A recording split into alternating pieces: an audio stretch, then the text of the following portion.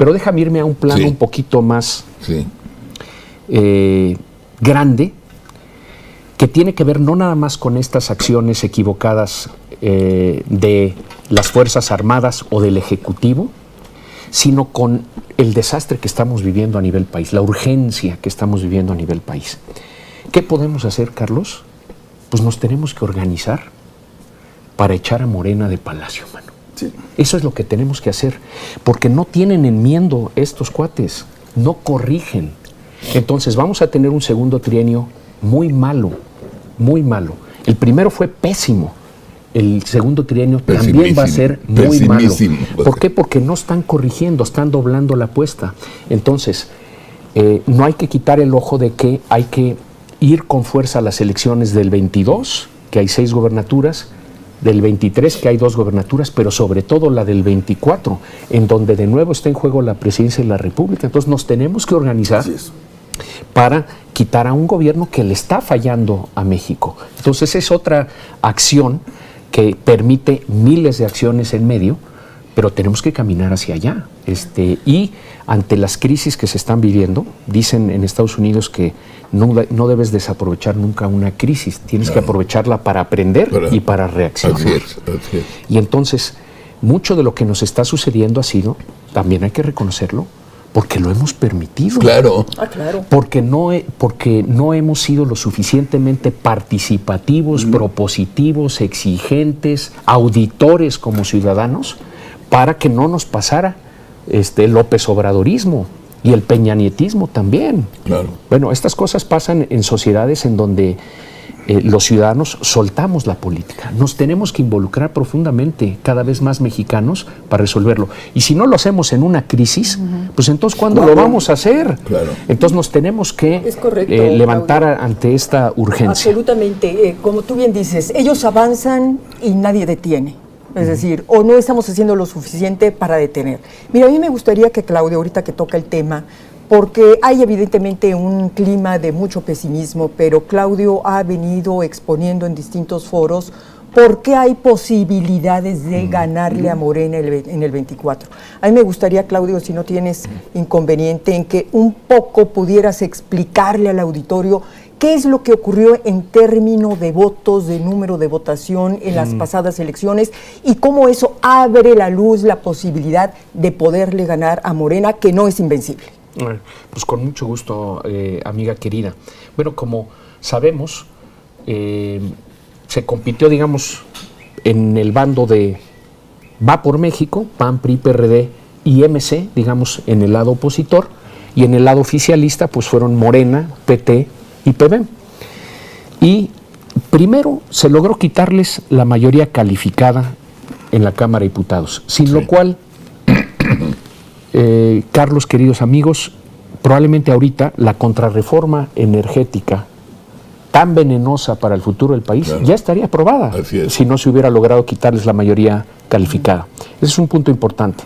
Pero vayamos a los números, porque de alguna manera dan esperanza y muestran el camino que tenemos que seguir los que queremos el cambio para, como decía yo, sacar a Morena de Palacio y construir un país ganador para todas y para todos.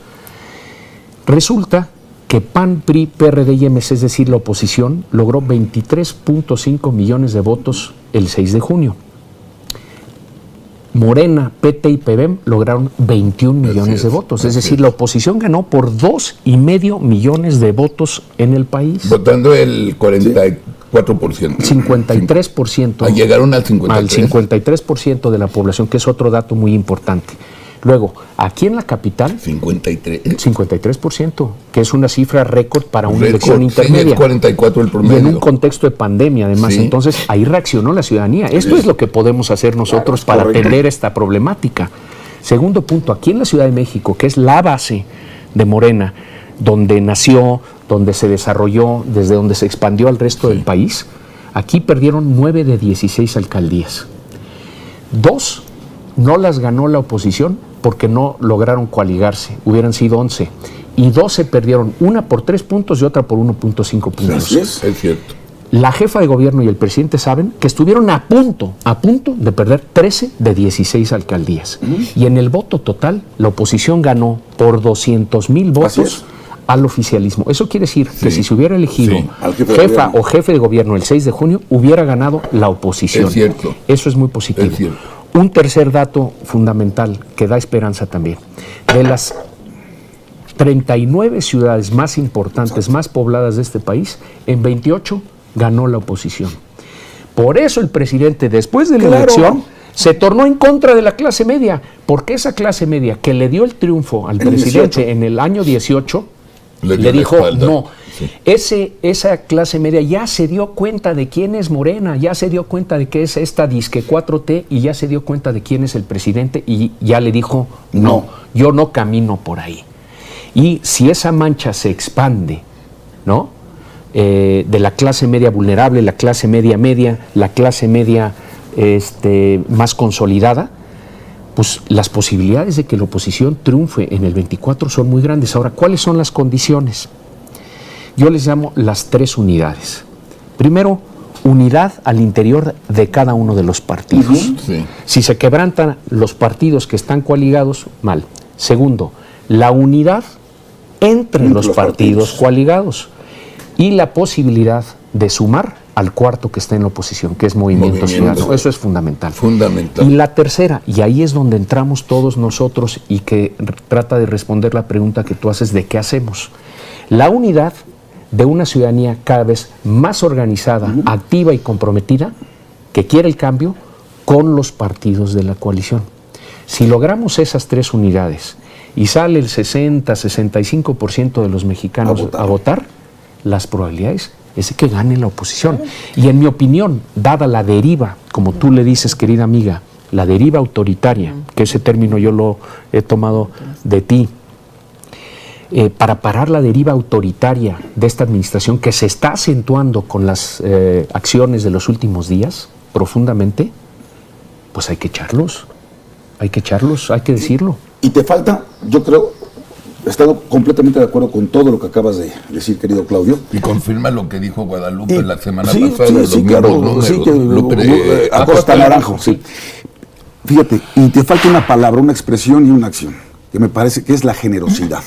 Porque para que haya esas unidades de las que hablas, tiene que haber generosidad. Javier, tienes toda la razón. Y lo que yo veo es que muchas veces, bueno, lo veo en el propio PAN, se están agarrando a puñaladas ahorita con la dirigencia reelecta, ¿no? En la reelección de Marco Cortés, gobernadores, etcétera. Entonces estás viendo que en el PRI también se dividen en 2 bandos, ¿no? Para efectos también de las expresiones que tienen que ver con la reforma o la contrarreforma eléctrica, en fin.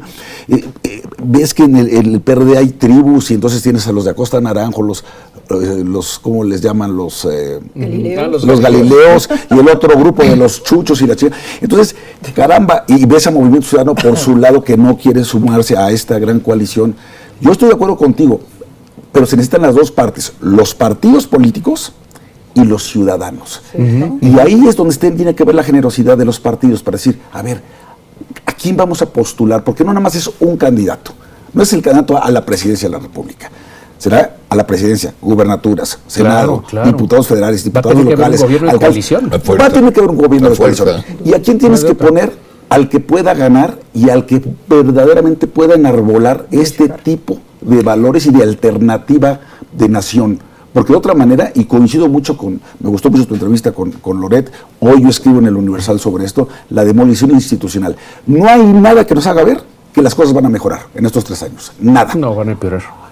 El gran riesgo que tenemos es la demolición institucional. Sí. Que acaben con democracia, división de poderes, órganos autónomos, contrapesos, libertad de expresión, partidos políticos. Sí, claro. Véanse reflejados en Nicaragua. ¿Y por qué carajos no quisimos nosotros sumarnos a la declaratoria de la OEA por lo que ocurrió en Nicaragua? O sea, estamos dejando ver signos por todos lados. Tienes razón en relación al tema absolutamente, Javier, de la generosidad. Déjame sumarle otra palabra. También la perspectiva un poco más amplia. ¿Qué es lo que estamos defendiendo aquí? ¿Sí? ¿Y qué es lo que tenemos que defender aquí? Correcto. ¿Al PAN, al PRI, al PRD y a Movimiento Ciudadano? No. A México. A México. Sí. Entonces hay que poner a México primero. Sí, así es. Mira, y esto Beatriz es testigo porque ella es una de las actrices en todo esto. se hizo un llamado desde la sociedad civil a los partidos de oposición a sumarse. Y jalaron. Y jalaron, a mucho crédito de las dirigencias y de los integrantes de esos partidos, supieron poner sus diferencias a un lado y competir juntos el 6 de junio. Eso, la verdad, merece mucho reconocimiento a los partidos políticos. Pero el llamado que se hizo inicial, tú recordarás, Beatriz, fue, señores, primero, nosotros no somos ni panistas, ni priistas, ni perredistas, ni emesistas. Nada. Nuestro partido es México. Sí. Los llamamos a ver a ese partido primero que al suyo. Sí. ¿No? Y eso es lo que tenemos que, los ciudadanos, tener que estar haciendo ese llamado, porque los partidos pueden también caer en el juego interno, como dices, en donde se va a requerir, sí, que haya transformaciones, que haya rendición de cuentas, reforma, transparencia, democratización, correcto, pero juéguenlo con cuidado porque se requiere su unidad y luego la unidad de los coaligados para enfrentar un tema mayor, que es el de salvar a México, porque ahorita ya va de eso la cosa, de salvar a nuestro país. Está en vilo nuestro No es país. exageración.